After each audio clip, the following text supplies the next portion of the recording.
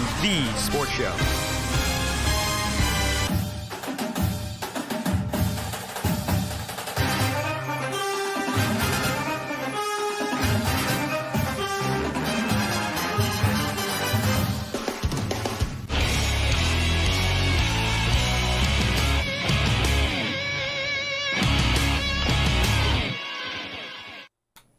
Good morning and welcome to The Sports Show here on Lake Effect Radio, streaming live at LakeEffectRadio.org/studio. By the way, the Sports Show is presented by Play It Again Sports in Lyndhurst, the premier sporting goods store that buys, sells, and trades a wide variety of equipment, both new and secondhand. Visit Play It Again Sports in Lyndhurst, Ohio at 5455 Mayfield Road, Lyndhurst, Ohio. I'm your host, Ryan Kirby. We have a great show for you guys this morning. We'll be talking about all things college football, a little bit about college basketball, and also a little bit about the NBA as LeBron makes his return to Cleveland as a member of the Los Angeles Lakers tonight, 8 o'clock ESPN. Now, before we start talking about the college football playoff rankings, I want to let everybody who is either listening in Breakers or at home know once again that you can join the conversation by tweeting at me at Ryan_Kirby19 on Twitter. That's Ryan with the capital R _Kirby with the capital K 19 on Twitter. Now, I want to talk about those college football playoff rankings as they were released last night on ESPN. The top four really didn't change. They didn't change at all, actually. There's still top four is Alabama at 1, Clemson 2, Notre Dame at 3, and, of course, that team up north at number 4. But there was a couple big changes that I want to get to. And the first one was UCF going from 13 or 11 up to number 9 and jumping Ohio State. So UCF is at 9. And also another big one was Texas. They went from, they jumped 3 spots from, I believe, wait a minute, let me check that. They jumped a few spots. Let's see. They went from 15 up to,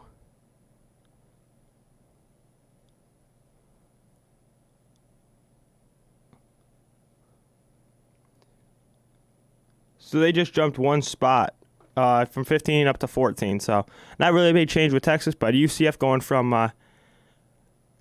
outside the top 10 to now into the top 10 at number 9. So it's a great thing to see. Now, if the playoff was played today, if they had the games today, it'd be Alabama and Michigan, followed by Clemson and Notre Dame. So it'd be a good game. And then Ohio State would actually be in the Rose Bowl playing Washington State in the Rose Bowl game if the playoff, if they had that in the New Year's Six Bowls all today, that's what it would be. Ohio State would be in the Rose Bowl, which wouldn't be a bad game if you think about it, because when you look at Ohio State, I mean, their defense has been, rattled a little bit since Nick Bosa, Joey Bosa's younger brother, Nick, left the team to train and get ready for the NFL draft because of his injury. So, I mean, you put them up against Washington State, it's a pretty darn good game if you think about it. I mean, you look at Washington State, how good they've played. I mean, they've played pretty well.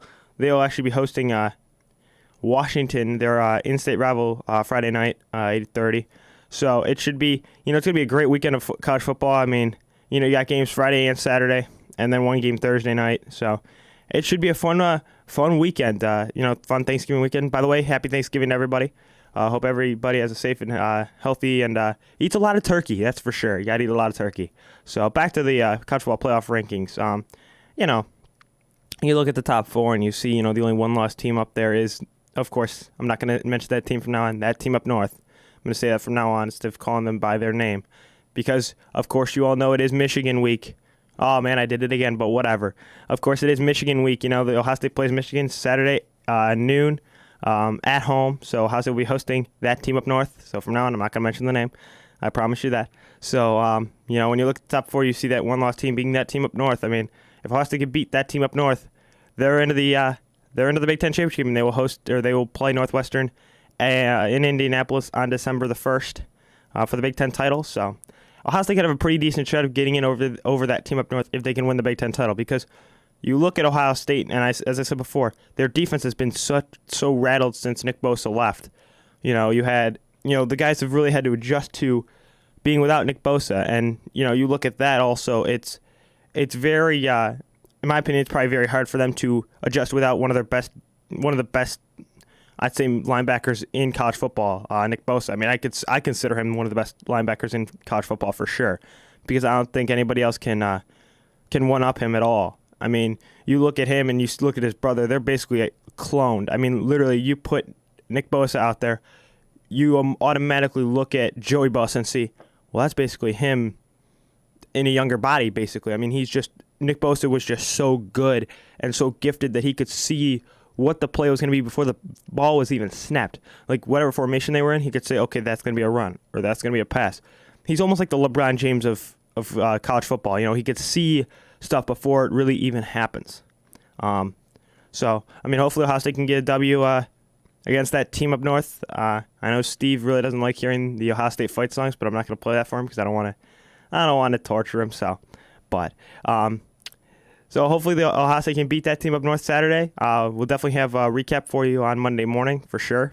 Also, the Cleveland Browns. I want to talk a little NFL because the Browns will be hosting the Cincinnati Bengals, or going to Cincinnati to face the Bengals Sunday at 1:00. So let's see what the Browns can do off of a win. I mean, we've seen them off of a win and haven't done so well. But coming off of a huge win against the Atlanta Falcons last Sunday, and then coming off of the bye as well.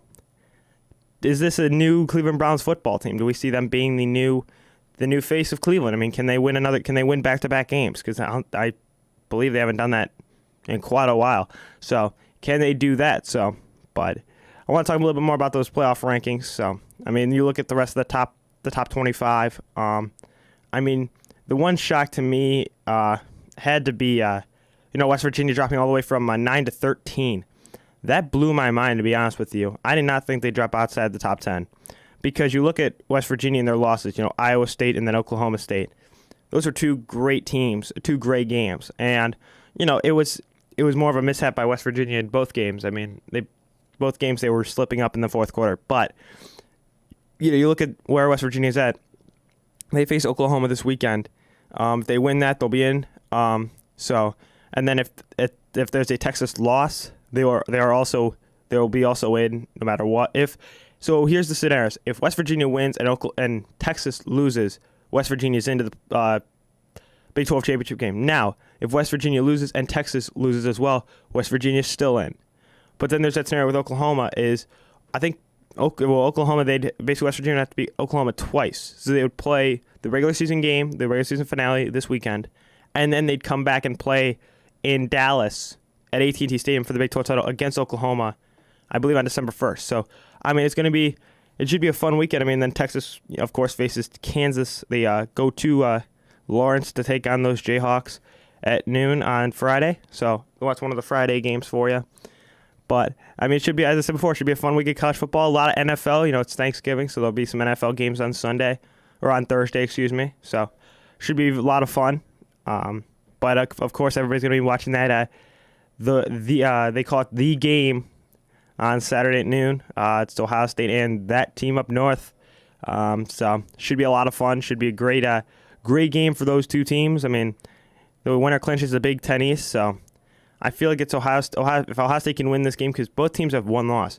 So whatever. I mean, in my opinion, if Ohio State beats that team up north, they're going to be instead of being at 10, they're going to be inside the top 10 because.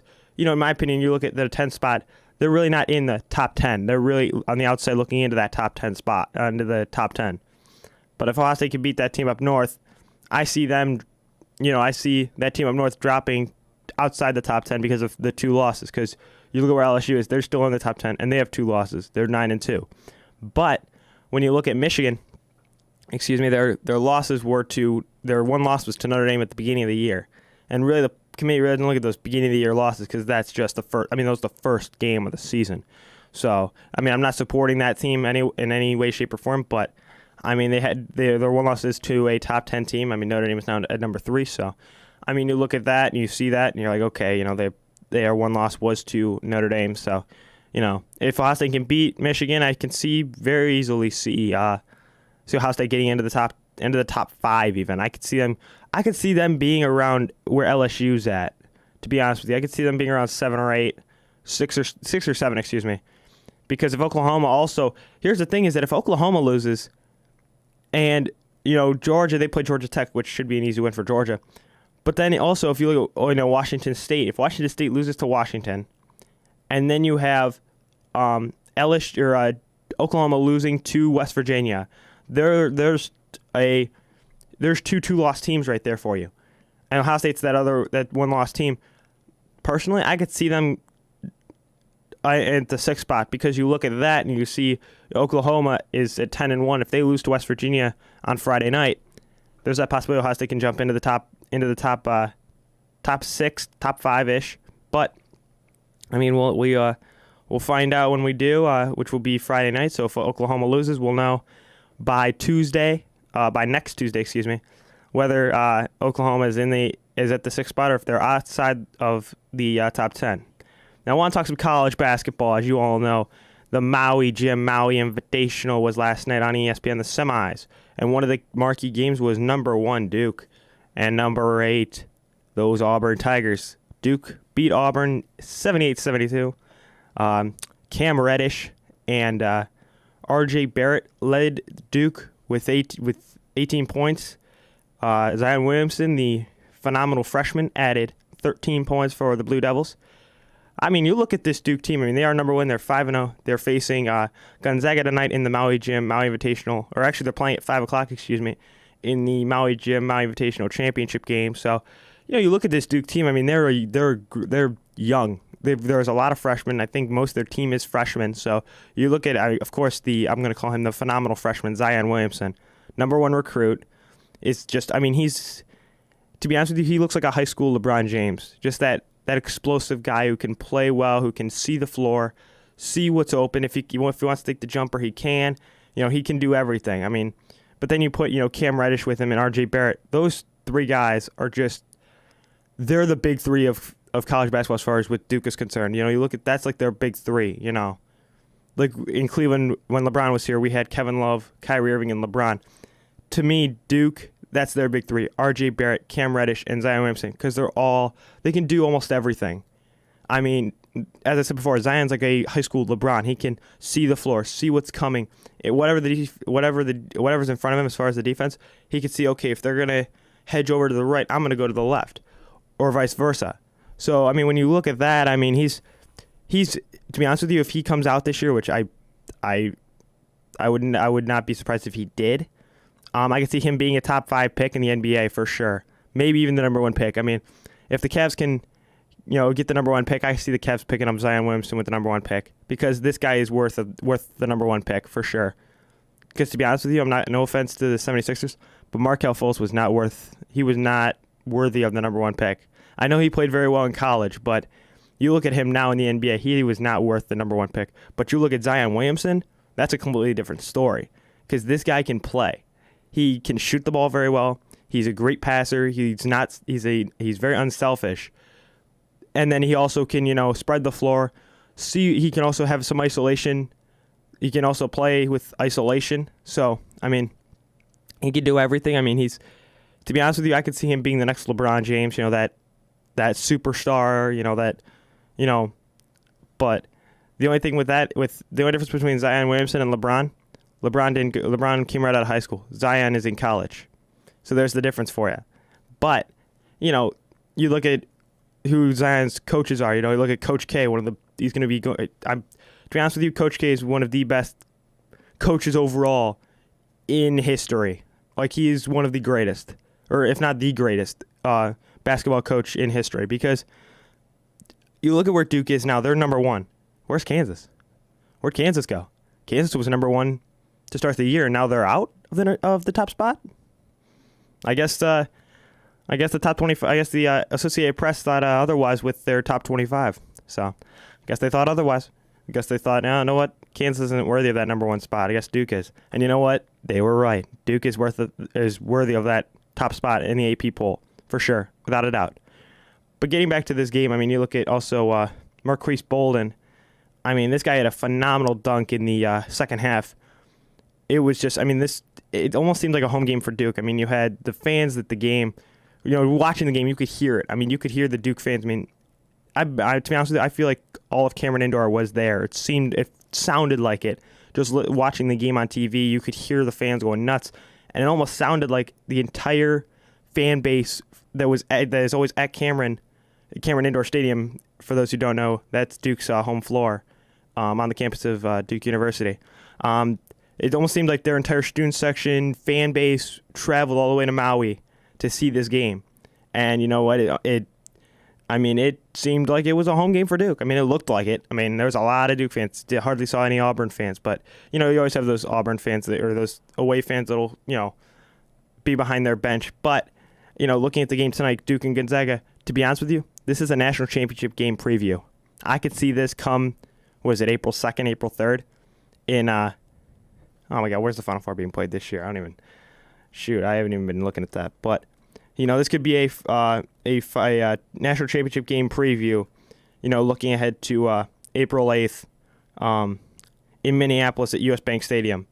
I mean, this in my opinion, I'm going to put this down right now. Mark my words. This will be the national championship game come April 8th.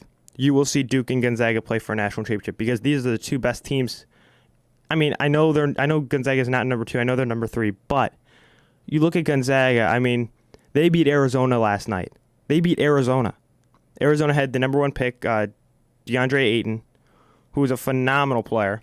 But you also look at, they had that whole FBI thing with the branding with Adidas, and a lot of the guys who were good, left because they didn't want to be involved with the investigation and this and that. But just it blows my mind to see how good, Arizona is. But you look at Gonzaga, they've got some young guys, but Gonzaga beat Arizona last night. That blew my mind because I didn't see it until this morning because I didn't stay up for the game. But you watch. Gonzaga, they've played very well these past couple of games. They don't. I believe they're undefeated. Correct me if I'm wrong, but it all goes back to, Gonzaga is at 5-0. So I was correct. Okay, so Gonzaga is 5-0. You look at where they're at, but you also look at the rankings. The AP top 25 in college basketball. Kansas is at number 2. Okay, so they didn't drop out of the top 10. They're at number 2. So they only dropped 1 spot, but still. You look at that, you kind of wonder where, what happened, like Kansas, they don't even have a loss and they got dropped out of the top 20, out of the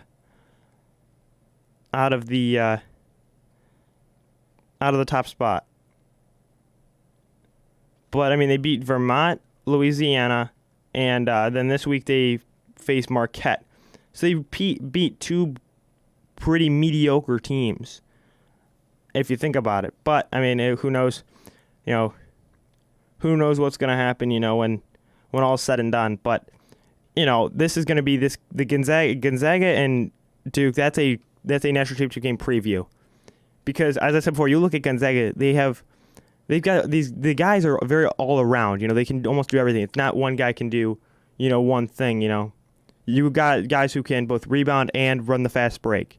You've got those guys that can do that. But then you also look at Duke. Duke is a very young team, as I said before. They've got freshmen galore. Again, you look at I'm going to keep calling him this, the phenomenal freshman, Zion Williamson. He's a once in a generation player, if you ask me, because you watch him how he plays. He, as I said, he looks like LeBron. He can see the floor. He can see what happens before the play even develops.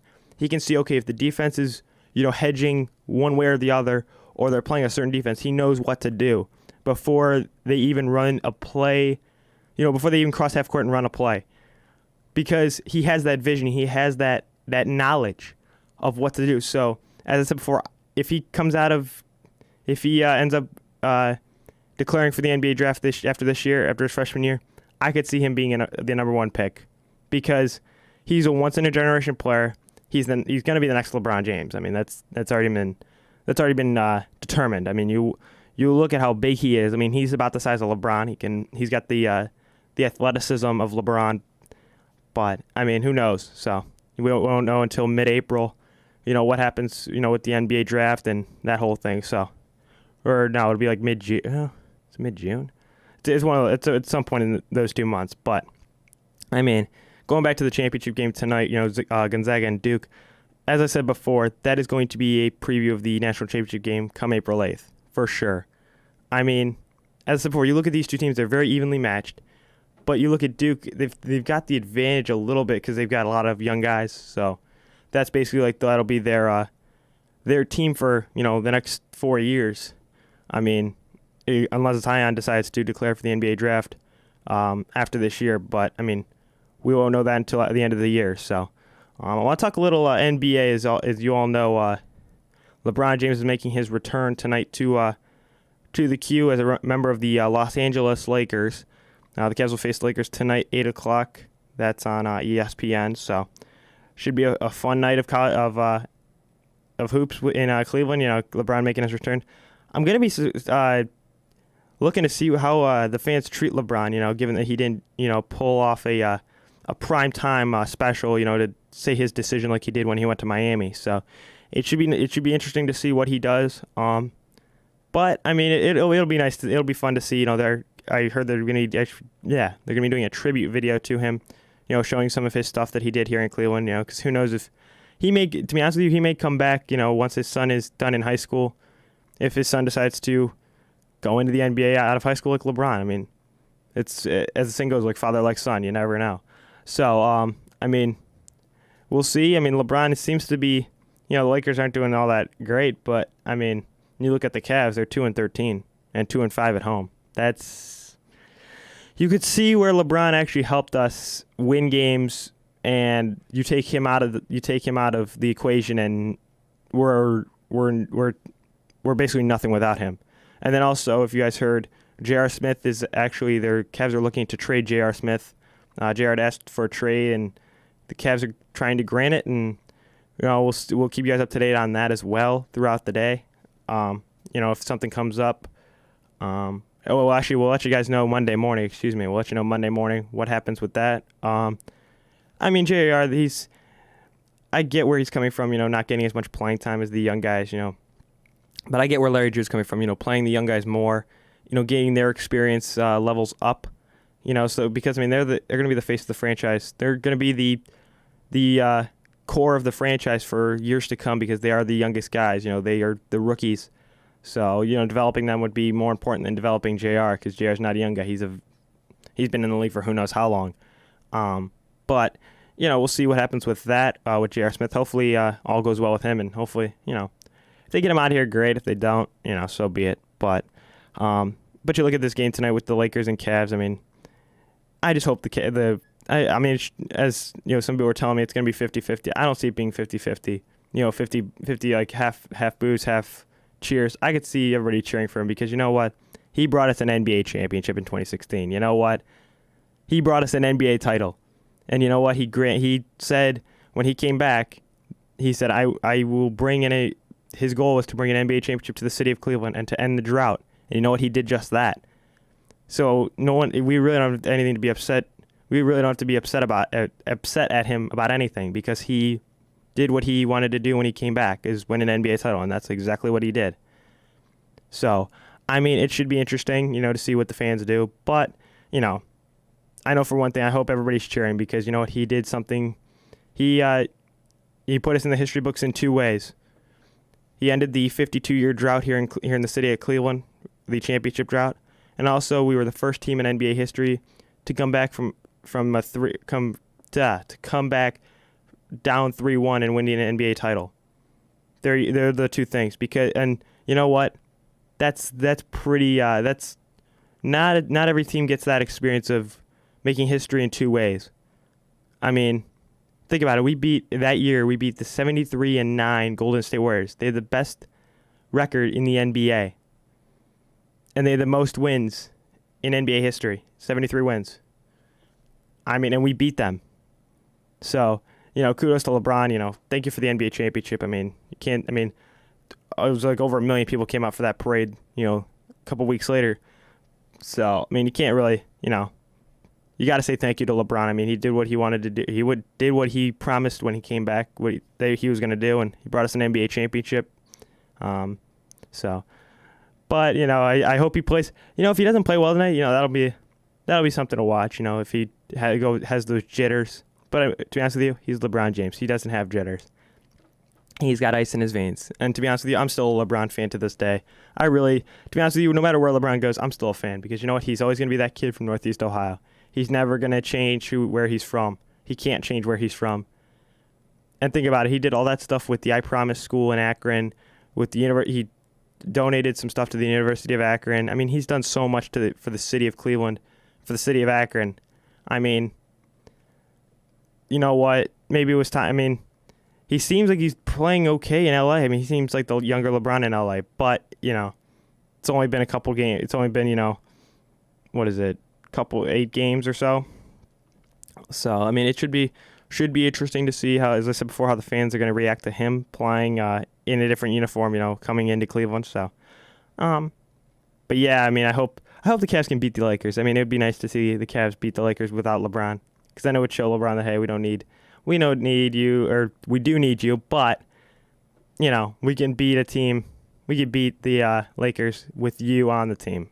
So, but I want to get back to some college basketball talk. I mean, why not? Why not get back to some college basketball talk? Reminder, the sports show is presented by Play It Again Sports in Lyndhurst, the premier sporting goods store that buys, sells, and trades a wide variety of equipment, both new and used. Visit Play It Again Sports in Lyndhurst at 5455 Mayfield Road, Lyndhurst, Ohio, 44124. So definitely visit them. They're great. It's a great store. Great store. Definitely looking for a lot of new and used hockey gear for sure for those hockey players out there. Definitely a lot of skates and hockey sticks. Got a lot of stuff for this season. A lot of snowboards, skis. Winter sports. Definitely got a lot of that over at Play It Again Sports in Lyndhurst. So check them out. Check them out at any time. I can give you the hours. Let me see what the hours.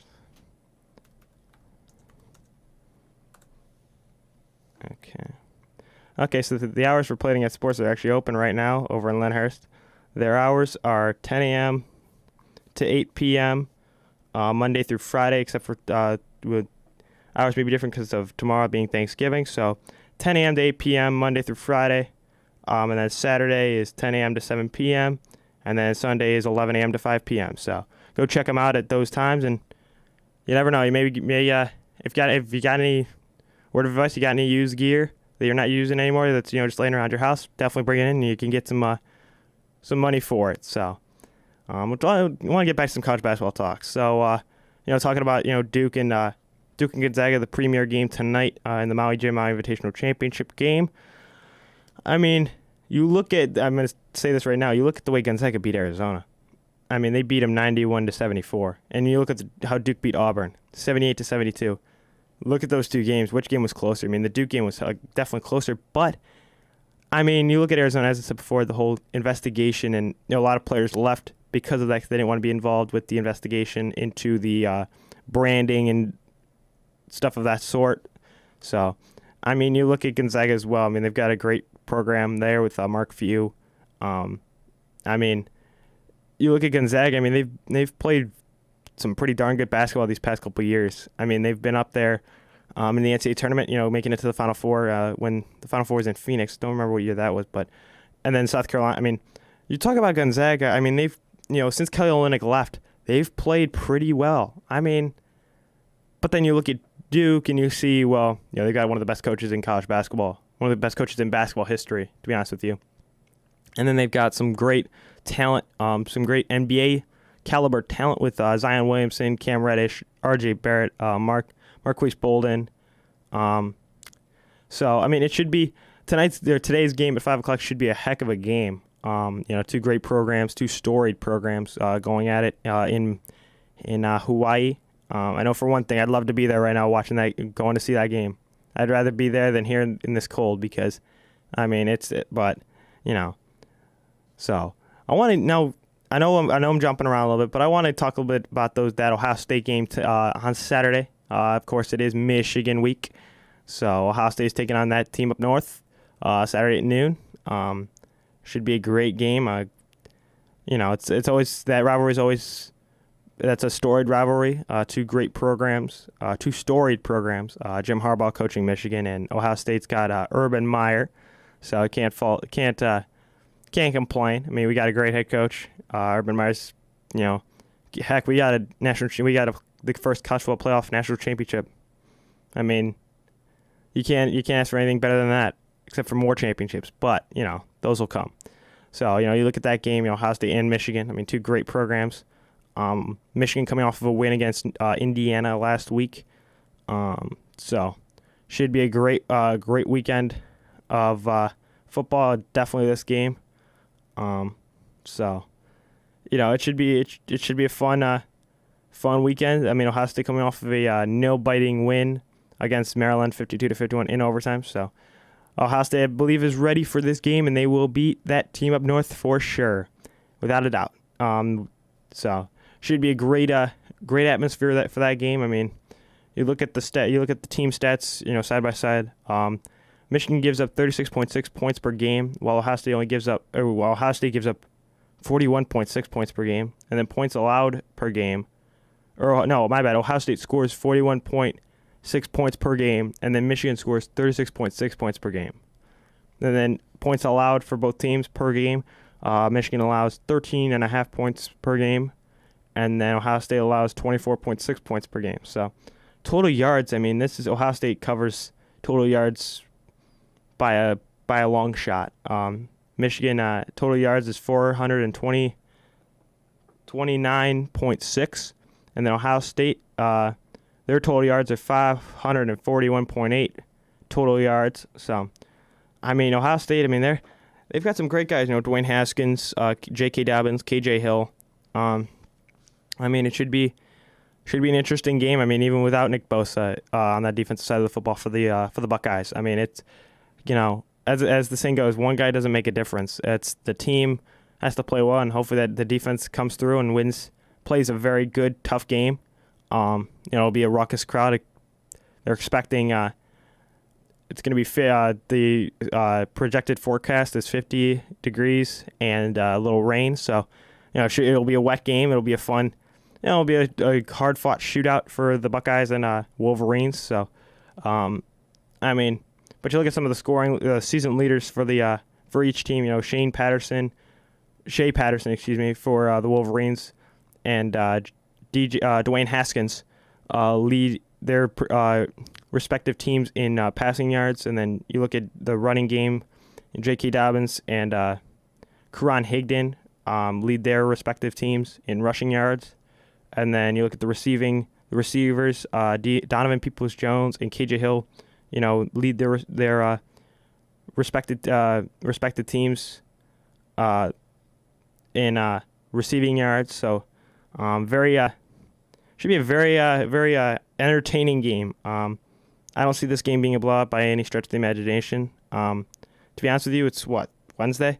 I'll put a score out there right now. I'll put my prediction out there for this game. I have the Buckeyes of Ohio State beating those Wolverines. I'm going to put out a score. I got to think of it off the top of my head, but I'm going to say 24-21 Buckeyes on a game-winning field goal. Because you look at these two teams, I mean, they're very evenly matched. They've got great talent. Ohio State, their defense hasn't been playing all that great. That's why I said it would be a 3-point win for Ohio State. But, anything can happen come Saturday afternoon at noon. So, should be a fun weekend. Definitely go Buckeyes. It should be interesting to see what Ohio State does and if they can beat those Wolverines and knock them out of the top four. I mean, because in my opinion, if Ohio State beats Michigan, Michigan's out of the college football playoff for sure. There's no way Michigan could get back in, because with two losses, you can't have a two-loss team in the playoff, because that would basically be an embarrassment to the committee, because Michigan wouldn't deserve it at all if they lose to Ohio State on Saturday. If Ohio State beats Michigan, which I'm going to say this right now, they will, 24-21 Buckeyes in a shootout, game-winning field goal as time expires. I'll put it out there. So it should be a great show, and hopefully those Buckeyes beat that team up north on Saturday. I know for one thing, Steve is going to get a lot of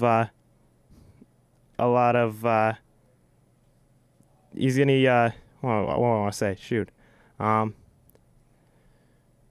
He's going to get a lot from Jeremiah, if Ohio State beats Michigan for sure. That's one thing. But, back to this game. I mean, it should be, very evenly matched game. Both teams are have a lot of talent.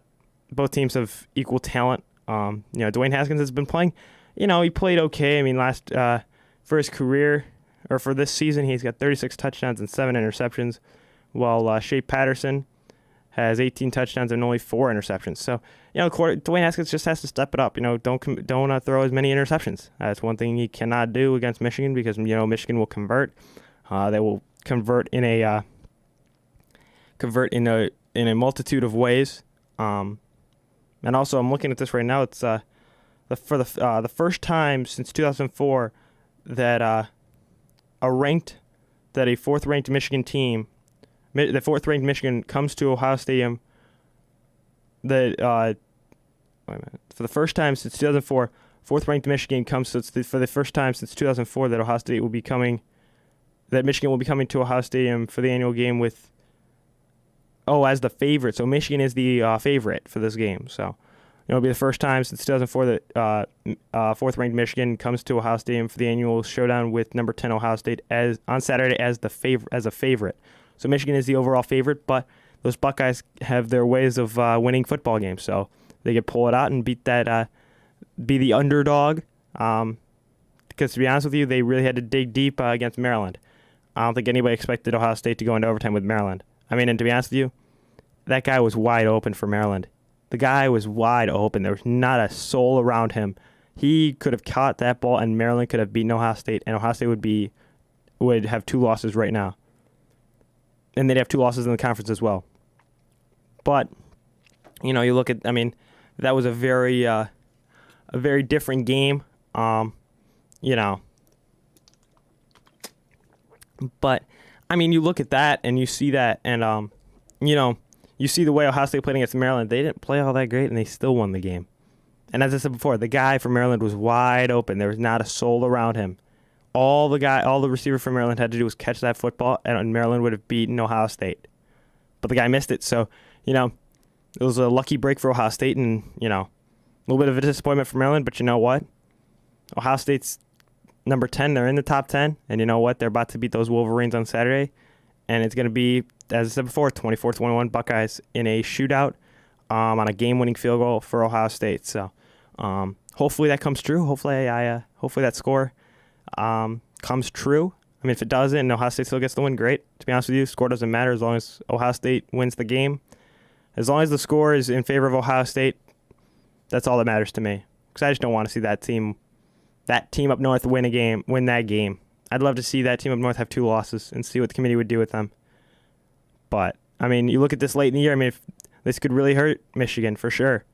They lose to Ohio State, this could really hurt their chances of getting into the playoff.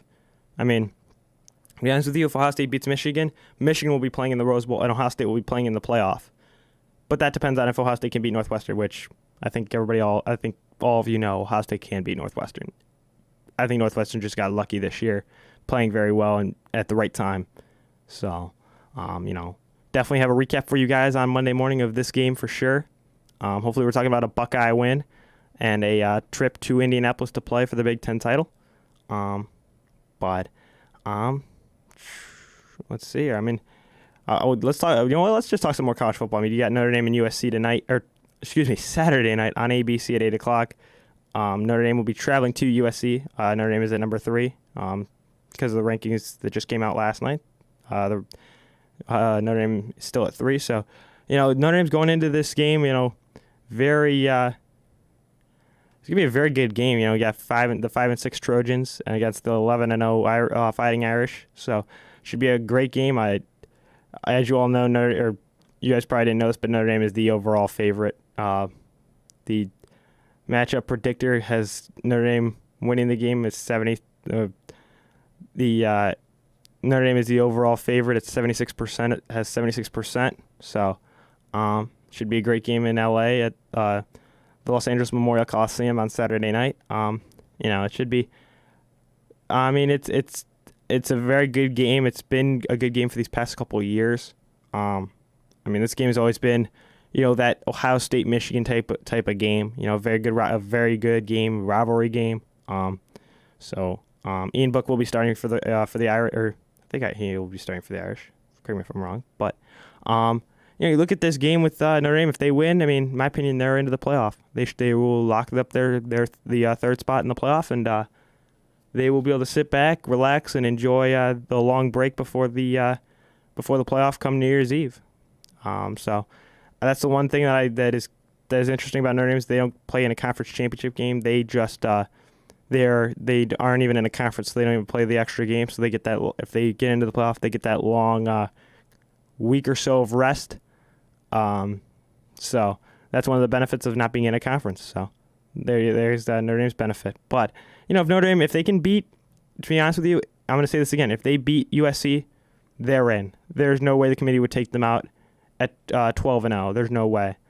Now, if Notre Dame were to lose, God forbid, then there'd be discussions of do they still include Notre Dame as the number 3 team, or they drop them to number 4 and bring up, let's say, I don't know, UCF to number 3, which I doubt that would happen because everybody says, UCF has a not very difficult schedule and is very mediocre. But you know what? That's people's opinion. My opinion is UCF deserves to be in the playoff because you look at how good they've played, and they beat Cincinnati, they've beaten Pittsburgh, they've beaten. The only game that it wasn't played that could have solidified them being worthy of the playoff was the game against North Carolina that was postponed because of the hurricane. So if they would have played that game and UCF would have won that game, I believe UCF would have been in the conversation for the playoff. But that game was postponed, so I feel like that really hurt UCF in that way. But back to this game, Notre Dame and USC. You look at this game and you see, USC is 5-6 on the year. You look at Notre Dame, they're at 11-0. In my opinion, you look at the past couple years with Notre Dame, they've been shining, but the last time they made it to a national championship was against Alabama. I believe, let's see if I can find that. Because the last time they were even in a national championship game was when the BCS was still around. I believe because they had faced Alabama. Yeah, it was in 20. The last time they played for a national championship, Notre Dame, was in 2013 against Alabama in Miami. So that's been quite a while since Notre Dame's been in talks for a not the playoff. I feel like the playoff is better than the BCS in my opinion, because the BCS it just took the top 2 teams. But you know what? This playoff, anything can happen. Think about it. In 2016, Ohio State won the whole thing as a 4 seed. Who would have thought? Now, if the BCS was still around, it would have been Alabama and Alabama and Florida State, something like that. But you look at that and you see the you look at that as well. I mean, it's pretty crazy. But my bad. It wasn't in 2016. It was 2014. My mistake. Was it in 2014? Yeah, 2014. My bad. It was the 2015 national championship game. It was Ohio State and Oregon. So, if they would have had, if this was, I like this better than the BCS because you're not picking the top two teams. You're putting 4 teams out there and saying, okay, let's see what you can do. And for Ohio State to win as a 4 seed, to be that team that was doubted to win, to even beat Alabama. When they beat Alabama, everybody's like, okay, this team is for real. And then Florida State beat Oregon, or Oregon beat Florida State, and then Ohio State eventually beat Oregon in the championship game in Texas, in Dallas, or in Arlington, excuse me. But you look at this and you see how good, you see the difference between the college football playoff and the BCS. It's quite remarkable to see the difference in competition, because you look at the BCS. As I said before, they picked the top 2 teams in the country, and that year, let's see, who would it have been that year? Let's see.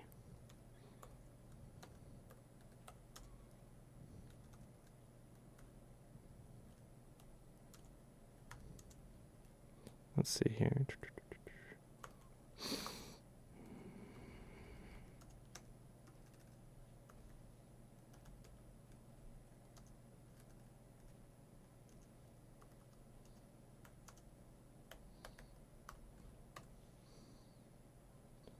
So that year it would have been, let's see. So this is going off not the college football playoff rankings, but the other rankings. So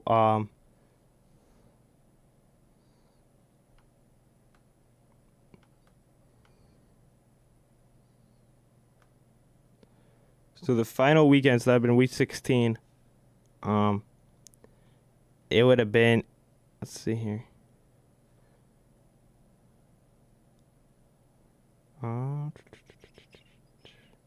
So it would have been Alabama and Florida State playing for a national championship. That would have been the rank. If they did not have the college football playoff, it would have been Alabama and Florida State playing for a national championship. So, I mean, there you go. I mean, that's, you know, I mean, but I mean, I still love that they implemented the college football playoff because it's a great way to see who's the best. Because as I said before, who would have thought Ohio State as a 4 seed would have beaten Alabama, who was the number 1 team in the country the entire season, or most of the year. I mean, who would have thought? But I mean, it goes back to saying, you know, the whole BCS was a joke in my opinion, because Alabama was in it almost every year, except for maybe 1 year, I think, or something like that. But you know, it's very it's nice to see the playoff and seeing, you know, the way it has succeeded and I'd say exceeded expectations. I mean, it is. I mean, when I heard about they were new, I'm like, oh great, you know, another something different. And then, you know, you watch these games and you're like, the committee really knows what they're doing, you know, as far as putting these rankings together and saying these are the best 4 teams in the country that should play, you know, in the playoff. And to be honest with you, I wouldn't be surprised if, you know, next year, you know, the year after that, they put in they add, you know, 4 more teams, you know, do an 8-team playoff, because this is just slowly but surely going to grow into like an NCAA tournament type thing, you know, for college football.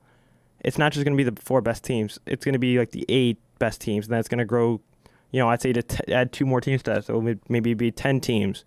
It'll keep growing, but I don't think it'll get to the full 64 or 68 teams like the NCAA men's basketball tournament.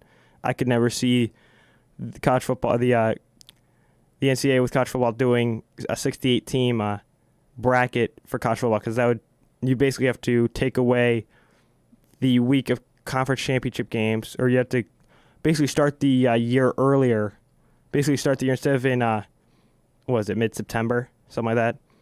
Starting it in maybe mid-August, or starting at the beginning of August, because you would have to have time to run, you know, do all those before the basketball season, before college basketball really picks up, you know, in mid-February and going into March.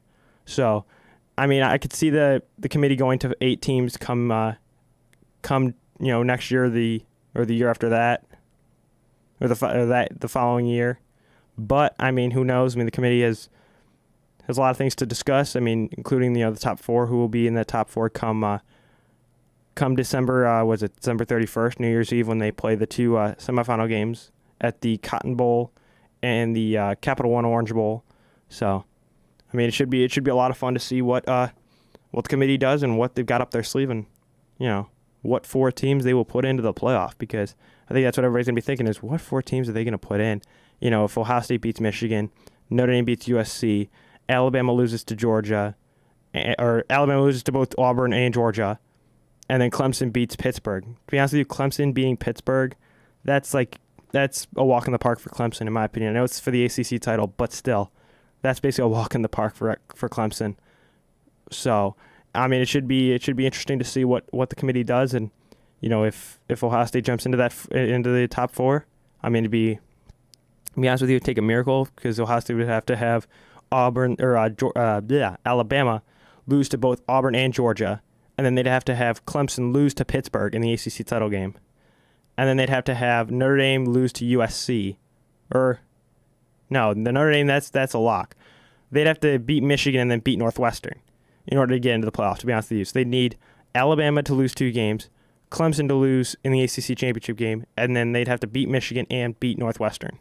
So it's going to be interesting to see if Alabama will lose to Auburn. I know it's happened before. I mean, what was it, 2013 it happened when Chris Davis took the missed field goal back for a game-winning touchdown at the end of the game, and it was the miracle of Jordan Hare.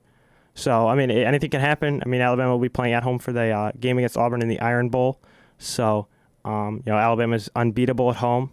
They haven't really lost. I haven't seen them lose a game at home like this year or years past. I haven't seen them lose a game at home. So, they're very difficult to beat at home. So, it should be interesting. Now I'm looking at this right now. It says if the scenarios are if USC loses, it denies the Trojans a bowl bid and throws the immediate future of the program into doubt. Okay. So if USC loses against Notre Dame on Saturday night, their chances of getting into a bowl, their chances of a bowl bid are the loss will deny the Trojans a bowl bid. So Notre Dame beats USC. Guess what? USC isn't in a bowl game come New Year's Day. So should be interesting to see what happens with that. But you look at these games this weekend. I mean, you look at UCF and USF. You look at Washington State, Florida State, Georgia Tech, the Egg Bowl, Mississippi State and Ole Miss, Oklahoma, West Virginia, Texas, Kansas, Pitt, Miami, Auburn, Alabama, Syracuse, Boston College. What are the other games? Let's see: Kentucky, Louisville, Kansas State, Iowa State, South Carolina, Clemson, LSU, Texas A&M, Utah State and Boise State, BYU and Utah. But I mean, there's a lot of games. I feel like the games to watch will be Auburn, Alabama, definitely on Saturday. Definitely Washington State on Friday. UCF and USF Friday. The game on Saturday with Michigan and Ohio State, definitely Oklahoma and West Virginia on Friday. And I mean, it should be interesting to see where.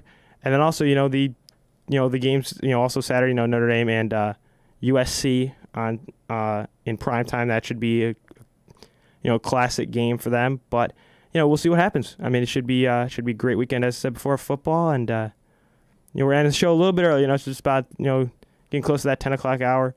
So we're going to end the show now, we're actually going to end the show now, yes. So we thank you for listening to the Sports Radio Show here on Lake Effect Radio. I want to say thank you again. Have a great Thanksgiving, everybody. Enjoy your Thanksgiving. Eat a lot of turkey. Watch a lot of football. And go Buckeyes. Have a great day, everybody.